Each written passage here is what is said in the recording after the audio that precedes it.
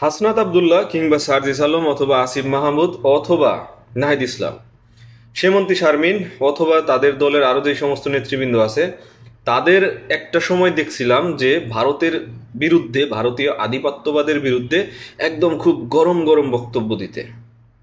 সেই সাথে আরও বেশ কিছু রাজনৈতিক দল আছে, তাদের যে সমস্ত ছোটো মোটো নেতা কর্মীরা আছে, তারাও একদম খুব ঝাঁঝালো বক্তব্য দিত। ভারতের আধিপত্যবাদ, ভারতীয় আগ্রাসন, ভারতীয় কালচারাল আগ্রাসন সব কিছু মিলিয়ে রবীন্দ্রনাথকে ধুয়ে দিচ্ছে, জাতীয় সঙ্গীত পাল্টায় ফেলতেছে, দেশের নাম পরিবর্তন করে ফেলতেছে। এই যে টান টান একটা উত্তেজনাকর বক্তব্য, আগুন ঝরানো বক্তব্য, সেই জিনিসটা অনেক দিন ধরে লক্ষ্য করতেছি না। এই বিষয়টা আপনারা খেয়াল করছেন কিনা?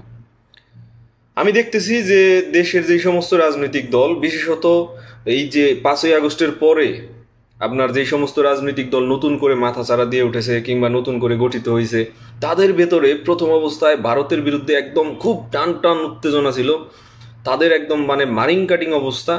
কিন্তু কিছুদিন ধরে দেখতেছি বিষয়টা একটু মিইয়ে এসেছে, ঝিমিয়ে এসেছে। এর কারণ কি হতে পারে? আমার কাছে মনে হয় বাংলাদেশের যে রাজনৈতিক প্রেক্ষাপট, এই রাজনৈতিক প্রেক্ষাপটে মোটামুটি সব দলই নির্বাচন আসলে কেমন যেন একটু ঝিমিয়ে যায় ভারতের ব্যাপারে। একটু সহনশীলতা, একটু সুদৃষ্টি, একটু ভালো সম্পর্ক চায়। শুধু দোষ হয় কার? বিএনপির। আমি একটা জিনিস ফলো করলাম, সেটা হইতেছে যে পিনাকি পিনাকি দাদা অনেক দিন ধরে ভারতীয় আধিপত্যবাদ নিয়ে তেমন আর সোচ্চার না। সেই সাথে একদম মজার বিষয় যে বাংলাদেশে তার ঘরনা বা তাকে পছন্দ করে তার বক্তব্যই কেমন যেন তাদের বক্তব্য বোঝা যায়, এমন যেসব নেতৃবৃন্দ আছিল, তাদের মুখেও ভারতীয় আধিপত্য একদম মানে স্বাভাবিক পর্যায়ে এসেছে। তারা কি কোনো আন্ডারস্ট্যান্ডিংয়ে এসেছে কিনা যে আসলে এই মুহূর্তে আর দরকার নাই, কারণ নির্বাচন যেহেতু নির্বাচন হবে এরকম একটা লক্ষণ বোঝা যাইতেছে। কারণ প্রথম অবস্থায় এমন একটা সিচুয়েশন তৈরি করা হয়েছিল যে বিএনপি ভারতের দালাল, বিএনপি ভারতের পাচাটে, বিএনপি ভারতের সাথে সম্পর্ক, ভারতের এজেন্ট, রয়ের এজেন্ট, অমক তমক করে দেশের নির্বাচন পেছানোর একটা পায়তারা করা হচ্ছিল। কিন্তু সর্বশেষ দেখা যাচ্ছে দেশের যে অবস্থা, দেশের যে খারাপ অবস্থা, আপনার আইন শৃঙ্খলা পরিস্থিতি, অর্থনৈতিক অবস্থা সবকিছু মিলিয়ে বর্তমান যেই ইউনূস সরকার আছে, ডক্টর ইউনূস সরকার, সে হয়তোবা দেখতেছে যে আসলে আমাদের দ্বারা এইভাবে আর চালানো সম্ভব না, একটা বড় ক্র্যাশ হইতে পারে। যার কারণে তারাও মোটামুটি নির্বাচনমুখী একটা চিন্তা ভাবনা করতেছে।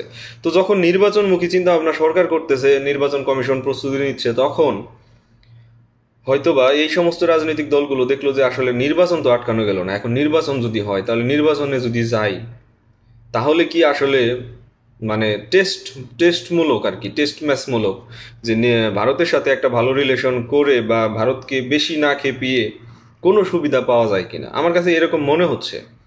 কারণ এতদিন যারা বিএনপিকে ধুয়ে দিল, মানে ভারতের সাথে সম্পর্ক মিথ্যে, এক প্রকার মিথ্যে অপবাদ দিয়ে আর কি, কারণ কোনো প্রমাণ ছিল না, প্রুফ ছিল না, জাস্ট মানে মন গড়া যে তারা এটা করতেছে মানে ভারতের দালাল, তারা এটা করতেছে মানে ভারতের গোলাম, তারা এটা করতেছে মানে ভারতের সাথে তাদের আতাত হইছে, তারা শেখ হাসিনাকে বাংলাদেশে আবার পুনরায় ফিরিয়ে আনবে, এই সেই অমুক তমুক অনেক কথা। কিন্তু ইদানিং সাম্প্রতিক বিএনপিকেও কিন্তু দোষ কম দিতে দেখতেছি এই বিষয়ে। কারণ কি?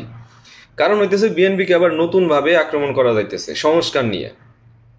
তারা উচ্চকক্ষ নিম্নকক্ষ নিয়ে বাধায় রাখছে, তারা দলীয় প্রধান, সরকার প্রধান হইতে পারবে না নিয়ে বাধায় রাখছে, তারা নতুন করে আবার শুরু করছে সংখ্যা পদ্ধতিতে নির্বাচন। তো সব কিছু মিলিয়ে বিএনপিকে মানে আক্রমণের পর আক্রমণ করতেছে। অতএব ভারত দিয়ে আর আক্রমণ করার দরকার হইতেছে না, বিষয়টা অনেক নিরাপদ। একে ভারত খুশি মানে অখুশি হইতেছে না, অন্যদিকে বিএনপিকে তো ঘায়েল করার মতো বা আক্রমণ করার মতো এলিমেন্টস আছেই। তো সব কিছু মিলিয়ে দেশের রাজনৈতিক পরিবেশ অনেকটাই নোংরা।